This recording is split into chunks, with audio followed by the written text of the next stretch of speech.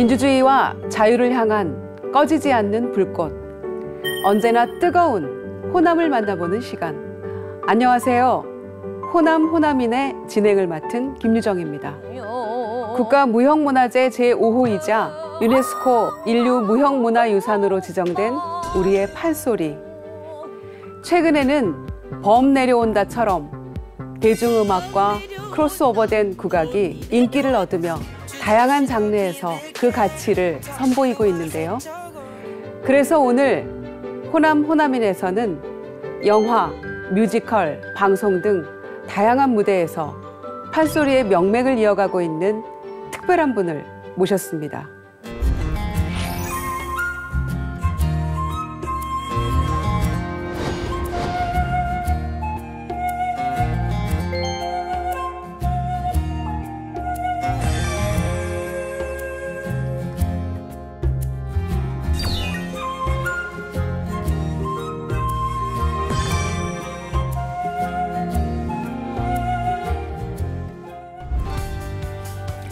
호남 호남인, 오늘 만나볼 분은 이 시대의 만능 소리꾼이시죠. 국악인 오정혜 씨 모셨습니다. 어서 오세요. 네, 반갑습니다. 아, 정말 반갑습니다. 네. 서편제의 송화 제가 엄청 팬이었고요. 지금도 그 영화 보면서 막 울다가 웃다가 했던 기억이 나거든요. 네. 특히 그 청산도 네. 그 배경을 롱테이크로 해가지고 맞아요. 진도아리랑 부르면서 했던 그 모습이 지금도 기억에 선합니다. 네, 이렇게 뵙게 돼서 영광이고요. 네. 요즘 어떻게 지내셨어요? 근황이 아마 다들 궁금하실 것 같아요. 늘 분주합니다, 사실은. 한 주 내내 학교, 제가 동아방송예술대학교에 전임으로 있어서 학생들하고 하는 시간 많고, 또 한 주 안에 지방 공연, 서울 공연, 소리 공연들도 많고, 음악회 진행들, 뭐 또 촬영, 바다 촬영을 하는 제가 프로 10년짜리 넘는 거가 있고, 최근에는 제주 4.3 사건을 주제로 한 뮤지컬 동백꽃 피는 날, 깜짝 놀라실 거예요. 제주 할망이거든요. 성질 엄청 많이 내고 욕도 하는 제주의 할망 역할을 하셨어요.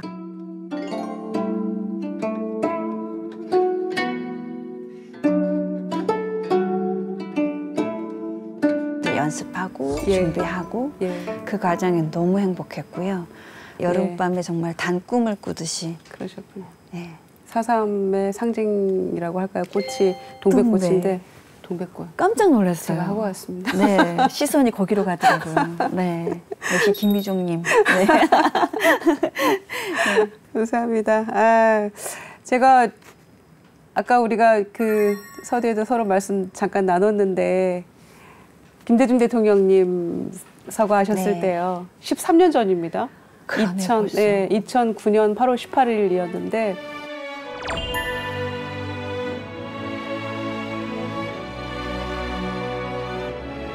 날도 굉장히 더웠고 또 가슴 아파서 또 울먹거리셨고 이런 생각이 저는 나는데 그때 뵙고 지금 오늘 뵙는 것 같아요. 그러네요. 네, 김대중 대통령님에 대한 추억도 여러 가지 있으시죠. 지금 곧 서거 13주기가 다가오거든요. 네, 그쵸, 네. 그쵸. 사실 그 호남인이라면 김대중 선생님이 그 세 글자는 그냥 뱃속에서부터 듣던 이름이죠. 네.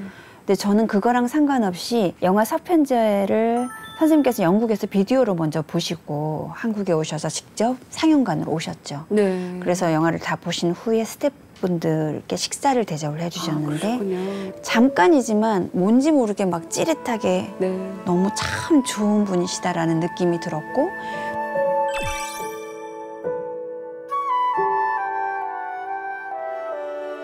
근데 그 약속을 진짜로 지켜주시는데 수첩이 있으신데 수첩에 정말 더 이상 쓸 자리도 없는데 깨알같이 제 결혼 날짜를 쓰시더라고요. 근데 그게 제가 얼마나 민폐인지를 몰랐어요. 너무 어린 마음에. 그 후에 선생님이 너무 곤혹스럽게 많은 분들이 왜 저희는 안 해주시고 라는 말씀을 듣고 아마 전무후무한 일이셨어요. 그러니까 안 해주시거든요. 모르면 겁이 없는 거잖아요. 그게 그 정도인지 모르고 다른 거 없이 줄에만 선생님의 말씀만 한 30분 이상을 들어서 다리가 너무 아파서 신발을 벗었다 신었다 했던 기억이 나는데 줄에서도 길게 하셨군요. 너무 좋은 말씀이 남편의 기를 살리는 아내가 되라는 말 덕분에 26년째 기만 살려주고 있어요. 그 약속 지켜드리느라 너무 행복했죠. 남편분 기 살고 나는 은매 기죽겁니까? 아니에요. 기를 살려줬더니 대접을 받더라고요. 그 가장 좋은 말씀을 해주신 거를 실천했더니 알겠더라고요. 네. 네. 아유, 부럽습니다. 아닙니다. 네. 본격적인 토크에 앞서서 3가지 키워드 살펴보겠습니다. 먼저 첫 번째 키워드는요, 심장입니다. 그야말로 의미심장한 키워드가 아닌가 이런 생각이 드는데요. 무슨 뜻일까요? 심장에 주는 것은 참 여러 의미가 있는데 저의 육체를 주신 저희 어머님과 저는 심장이 하나인 것 같아요. 연결되어 있다라고 생각할 정도로 저는 사남 3녀 중에 7번째로 태어났어요. 사남 3녀 중에 막내군요. 네. 네. 그래서 어릴 적부터 뭐 사랑도 독차지하고 그러고 자랐긴 했지만 네. 어머니가 워낙에 지혜롭고 현명하셔서 그 어머님을 보면서 제 꿈은 어머니가 행복한 모습을 짓는 것. 그게 제 어릴 적부터 늘 똑같은 목표였어요. 이렇게 하나의 심장으로 연결되어 있는 엄마 덕분에 네. 늘 무엇을 하든 일이 아니라 즐거이 할 수 있었고 행복하게 할 수 있는 것으로 연결이 되더라고요. 그래서 엄마가 즐거워하시는 일이라면 뭐든지.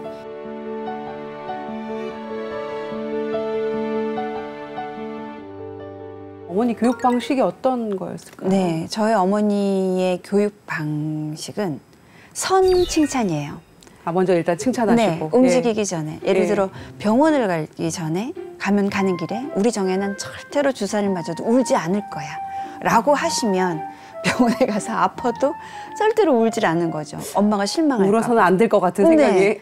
그 덕에 뭔가 열심히 할 수 있고 쉽게 놓지 않는 습관을 갖게 됐고 네. 참 지혜롭고 현명한 어머니의 모습 뒤로는 네. 또 7남매를 키우시다 보니까 넉넉하지 않죠. 아무리 부자라도 7남매를 어떻게 다 대학을 보내요. 그렇죠. 그런데도 본인의 삶은 없어요. 오로지 자식. 예, 60 환갑 때 이제 기념으로 제주도를 가게 됐는데 가족 여행 가셨군요. 네, 예. 제주 해녀분이 해주신 거를 산낙지를 드시고는 예. 처음 드신다는 얘기를 하시더라고요. 어머니가. 네, 그래서 엄마가 이거를 왜 처음 드세요? 그랬더니 산낙지 다리가 몇 개 안 되니까. 네, 그때는 할아버지도 계시고 하니 10식구였거든요. 예. 그러다 보니 본인 입에 들어갈 산낙지 다리는 없는 거죠. 세상에. 그제서야 알았죠. 예. 네. 목포에 그 유명한 낙지를 드시고 회갑 기념 여행 가셔서 제주도에서 낙지를 처음 드셨네요, 어머니. 네. 그 어머니의 헌신 덕분에 오늘날에 오정혜 씨가 계신다 이런 네. 생각이 드는데요. 네.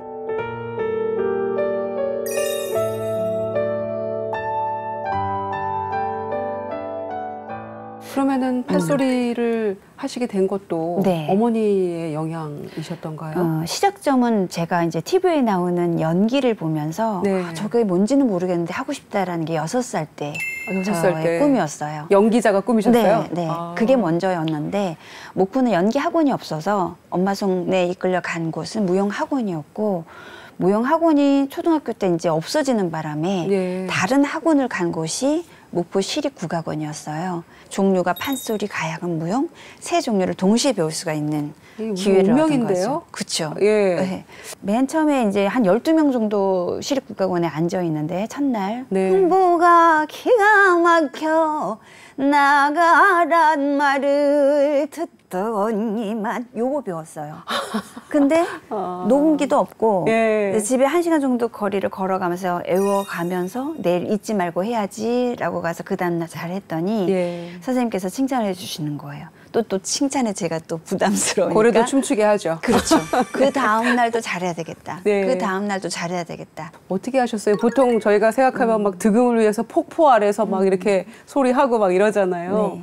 어떻게 연습을 하셨어요? 좀 비슷한 것도 있긴 해요. 네. 중학교 때 이제 산에 가서 소리를 하면 네. 목소리가 트인다라는 얘기를 들어서 목포에 유달산이 있거든요. 그렇죠. 네. 매일 새벽 4시에 일어나서 매일같이 유달산에 올라가면 동굴이 있어요.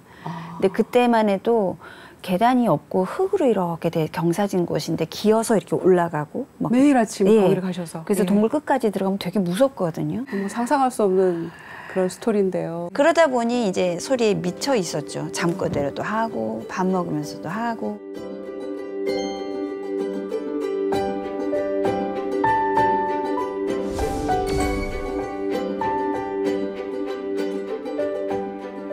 두 번째 키워드는 주인공입니다.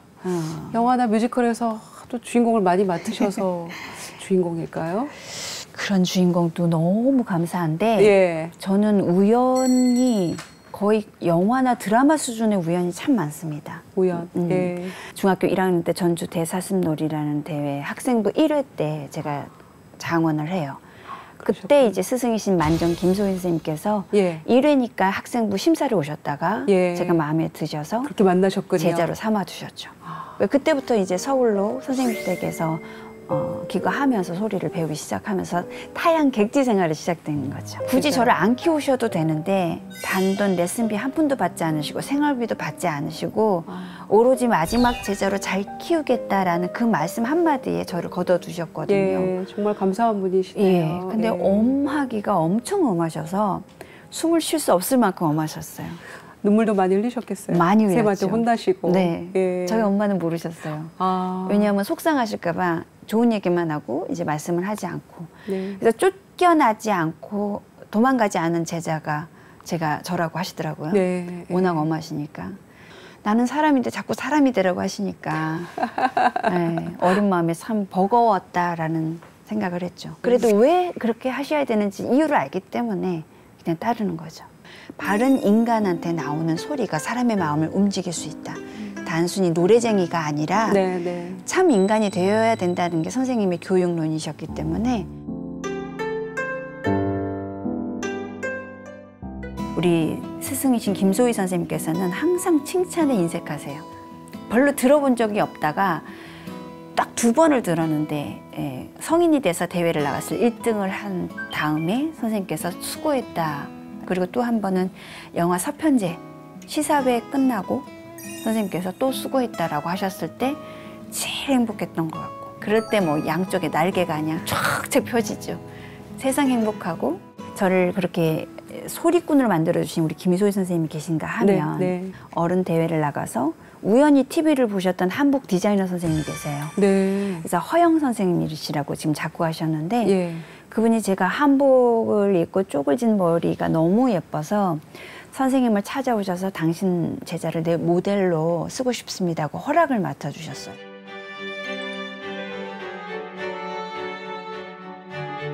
그 인연으로 예. 저희 어머니 소원이 네가 판소리도 하고 하니 저 남원에 미스 춘향이라는 대회가 있는데 네. 네가 어릴 적에 이쁜이 내 한바퀴만 두면 1등이라고 했는데 잠이 들어서 속상해하던 아버지 모습이 생각이 나니 이쁜이 나가셨는데 네. 잠이 드셨어요? 네, 한 번만 돌면 되는데 너무 늦은 시간이라 안 돈다고 자버렸어요. 그래서 그게 아버지가 내내 속이 상하셨대요. 네. 그래서 아버지도 돌아가시고 이제 엄마의 소원인데 한 번만 나가면 안 되겠냐. 그래서 2분 소원 들어드리려고 미스 춘향 대회를 나가는데 그렇게 나가게 되셨네요. 예, 그래서 선생님 의상 때문에 나갈 수 있었죠. 네. 그리고 이제 본선에 점수를 좀 가산점 좀 받고 싶어서 판소리도 좀 하고 예. 그걸 우연히 임권택 감독님께서 연출부 회의 중에 중간에 살짝 TV를 켰는데 제가 나온 거죠. 이 무슨 운명인가요? 그러니까요. 운명과 우연의 연속이네요. 예. 네. 그래서 우연하게 감독님 눈에 띄게 돼서 서편제라는 영화에 출연을 하게 된 거예요. 정말 현실의 삶이 더 영화처럼 네. 전개가 돼 오셨어요. 그 제 꿈이 연기자였잖아요. 그러니까 저 지금 네. 깜짝 놀랐습니다.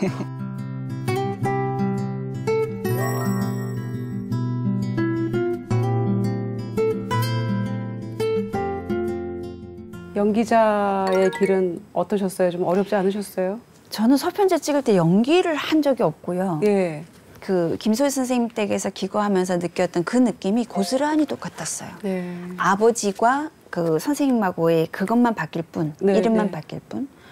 그래서 어찌 보면 미리 소리꾼의 삶의 느낌을 저는 저로서의 삶을 많이 사춘기 때 많이 그 힘들었던 시간을 참고 견뎠기 때문에 그 느낌 그대로 서편제 때 아마 그거를 제가 이해할 수 있었던 것 같아요. 그리고 네. 감독님께서 편안하게 리드를 해주셔서 다 찍었는데 영화가 되어 있었고 네. 영화를 네. 보면서 이래서 이 장면이 있었구나를 알게 된 거죠. 이론을 모르고 실기를 한 거니까. 예. 근데 너무 행복했죠. 원했던 연기자가 됐으니. 그러네. 결과적으로는 네. 연기자가 되신 거네요. 네.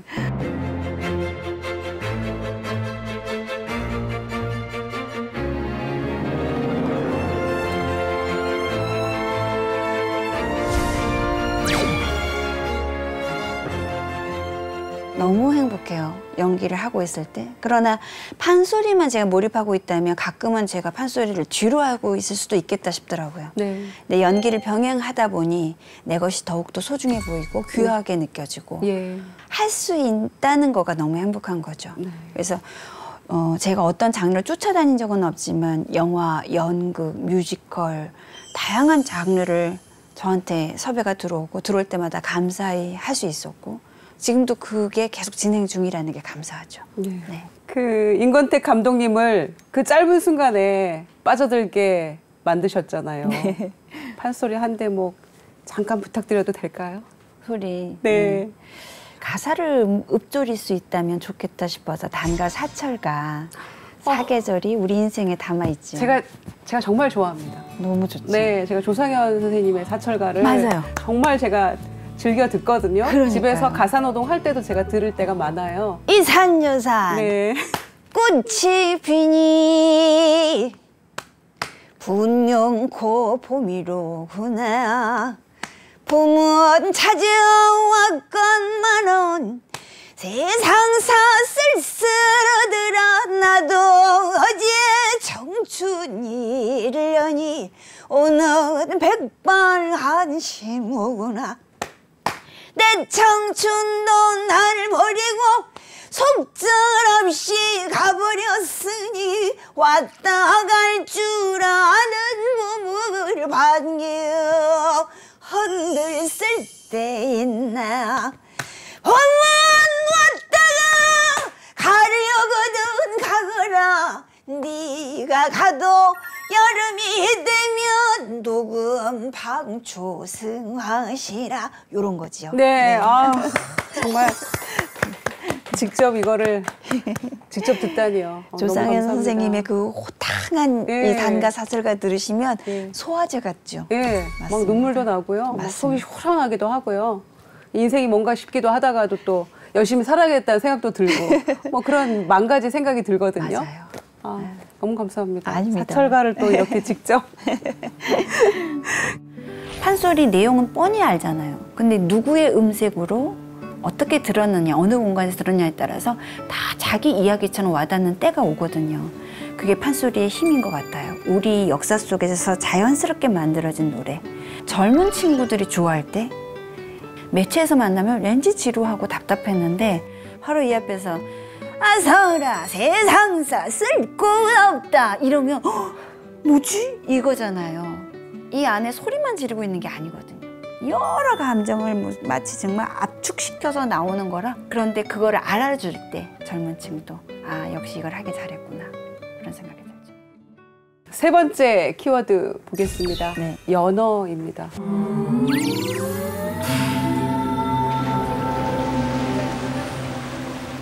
이게 목관리 비법 음식인가요? 이게 연어가 무슨 뜻일까요? 사실 연어는 강에서 태어나서 많은 일을 하고 바다로 갔다가 다시 거슬러 오죠. 예. 회귀하는 그런 본능이 있는데 저도 연어가 아닐까 싶어요. 결국에는 다시 고향 쪽으로 몸이 이렇게 틀어지더라고요. 네. 열심히 많은 걸 접하면서 또 늘 그립고 그곳에 좀 도움이 되고 싶은 일이 있으면 한 걸음에 달려가고 싶은 마음. 네. 고향이라는 게 그런 힘이 있지 않나. 그래서 고향에 살 때는 모르죠, 항상. 네. 항상 좋은 게 지척에 있어서 그냥 다른 곳도 그러려니 하다가 타지에 나와서 있는 동안에 아, 내 고향이 갖고 있는 것이 이렇게 많구나. 네. 목포가 준 저한테 가장 큰 선물은 근성이 아닌가 싶어요. 스스로 원하는 것을 쟁취하기 위해서는 절박함까지 가서 네. 쟁취하지 않으면 얻을 수 없다라는 그런 목포가 주는 아주 강한 근성이 있는 것 같아요.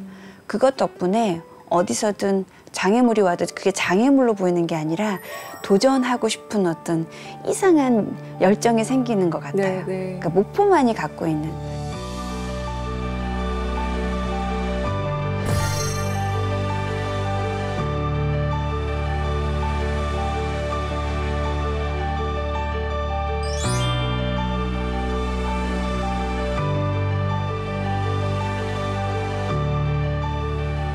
목포는 한 10년이 지나고 20년이 지나도 그곳에 가면 그게 그대로 있거든요. 예. 오롯이 자존심을 지키면서 조금 불편해도 그 모습 그대로 지키고 있는 그 모습. 그게 바로 근성하고 연결이 되는 게 아닐까 싶어요. 예.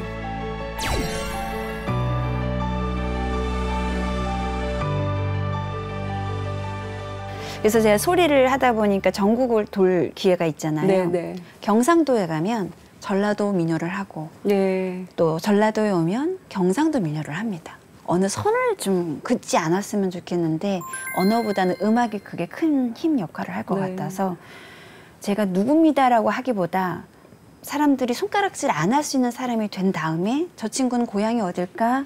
호남 쪽이래. 이 말이 듣고 싶어서 꽤나 열심히 그런 노력들을 해오고 있는데 그게 연어의 본능하고 좀 닮아있지 않을까라는 생각을 해봐요. 왜냐하면 내 고향을 너무 아끼고 사랑하니 예. 고향에 욕먹을 행동을 하면 안 되잖아요. 그래서 뭔가 좀 그런 역할이 내가 할 수 있는 게 있다면 예, 소소하게 좀 하고 다니는 것 같아요. 실제로 네. 정말 영원한 화합의 장을 만드신 분이 여기 계셨네요. 저 경상도 박수가 그래서 더 값집니다. 그러니까요. 실은. 예. 네, 감사하고. 예, 정말 문화예술인으로서 국악의 멋을 알리기 위해서 굉장히 많이 노력해 오셨고 네. 여태까지 해오셨는데 앞으로도 또 뭔가 이루고 싶은 목표라고 할까요? 그런 계획이 있으시다면요? 제가 하고 있는 것들을 다른 사람의 시선으로 참 좋다라는 느낌이 들게 무대 위에서 하고 싶습니다. 네. 우리 음악이라고 해서 좋아해 주세요라는 말은 있을 수가 없어요. 제가 무대를 행복하게 채울 때 저거 참 좋다라고 평을 듣고 싶고 연기자라는 이름으로 무대에 섰을 때는 소리꾼 오정이가 아니라 저 친구 연기자구나라고 평을 받고 싶고 네. 또 가정에서는 엄마나 아내 역할에 혹여라도 서운하거나 그런 마음이 들지 않도록 최선을 다하고 싶어요. 왜냐하면 내가 다 선택한 것들이니까 그거에 대한 끝까지 책임을 지고 싶고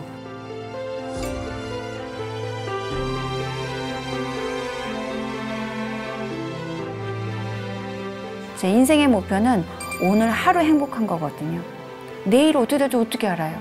아침에 눈 떠서 저녁에 잠들 때까지 아무도 안 죽고 안 다치고 그러면 뭐 다 행복해요. 그러면 됐어요. 네. 오늘 호남에서는 영화, 뮤지컬, MC계를 넘나들면서 우리의 소리를 전해온 국악인 오정혜 씨와 말씀을 나눠보고 있는데요. 오늘 어떠셨어요? 행복해요. 네.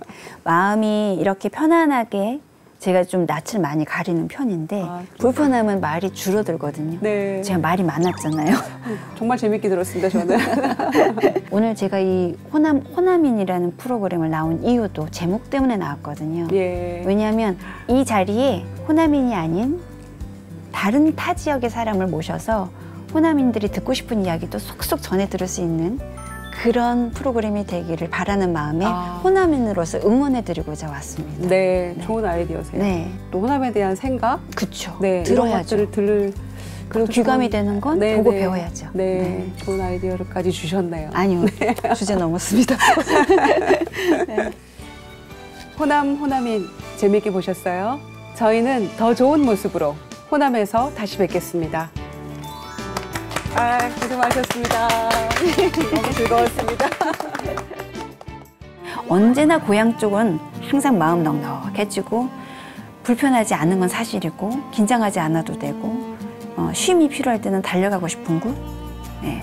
또 우리 지역은 특히나 또 예술인들도 많아서 아마도 그런 기운도 왕성한 것 같아서 거기 갔다 오면 뭔가 충전받아서 올 수 있는 곳 그런 느낌이죠.